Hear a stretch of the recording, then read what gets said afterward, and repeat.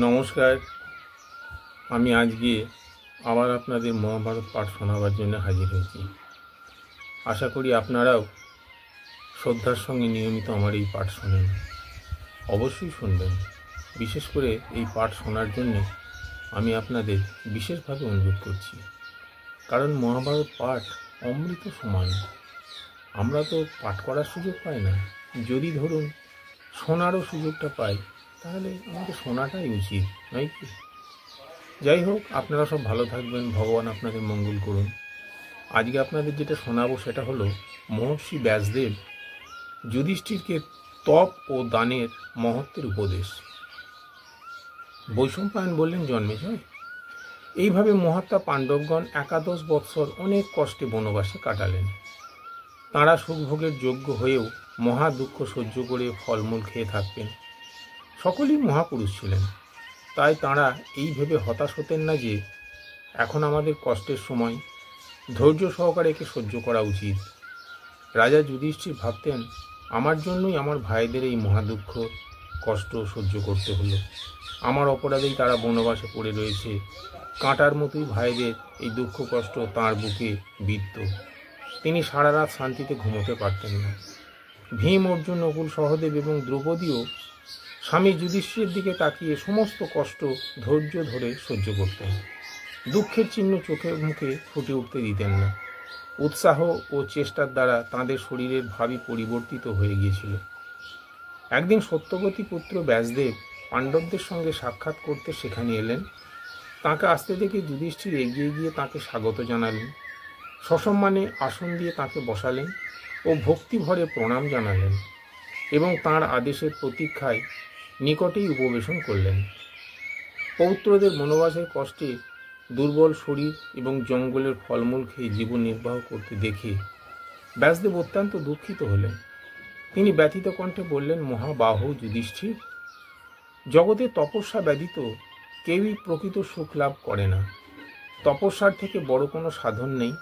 তপস্যার দ্বারাই মহৎ পদ লাভ হয়। তপস্যার মহত্ব আর কি বলবো। তুমি শুধু এটুকু জেনে রাখো যে এমন কোনো বস্তু নেই যা তপস্যার দ্বারা পাওয়া যায় না।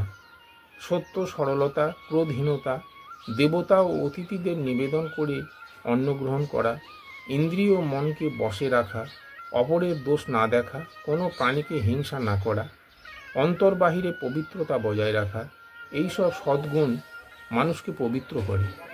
এর সাহায্যে মঙ্গল হয়। যেসব ব্যক্তি এই ধর্ম পালন না করে অধর্মে রুচি রাখে, তাদের পশু পক্ষী ইত্যাদি তির্যক যোনিতে জন্মগ্রহণ করতে হয়। সেই সকল যোনিতে তারা কখনো সুখ পায় না। ইহলোকে যেসব কর্ম করা হয়, পরলোকে তার ফল ভোগ করতে হয়। তাই তপস্যা ও যম নিয়মাদি পালন করা উচিত। রাজন, কোনো ব্রাহ্মণ অথবা অতিথি এলে প্রসন্নভাবে নিজ সাধ্য অনুযায়ী তাকে দান করে পূজা করবে এবং মনে কোনো রকম দেশভাব স্থান দেবে না। যুধিষ্ঠির জিজ্ঞাসা করলেন, হে মহামুনি, দান ও তপস্যার মধ্যে অধিক ফল কিসে? এই দুইয়ের মধ্যে কোনটি কঠিন? ব্যাসদেব বললেন, রাজন, দানের থেকে কঠিন কাজ পৃথিবীতে আর কিছু নেই।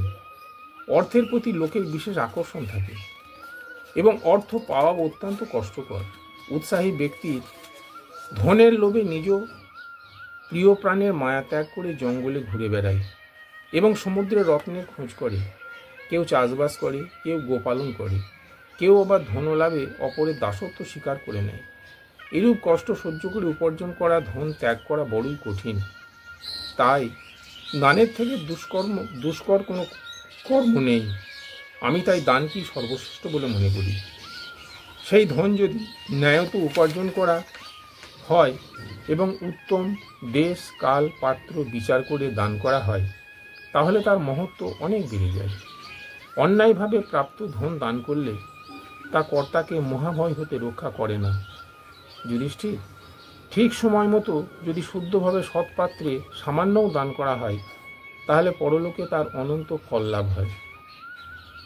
এই বিষয়ে জ্ঞানী ব্যক্তির একটি উদাহরণ দেন যে, মুদ্গল ঋষি এক দ্রোণ অর্থাৎ প্রায় 15.5 সের এক দ্রোণ ধান দান করে মহান ফল লাভ করেছিলেন। নমস্কার।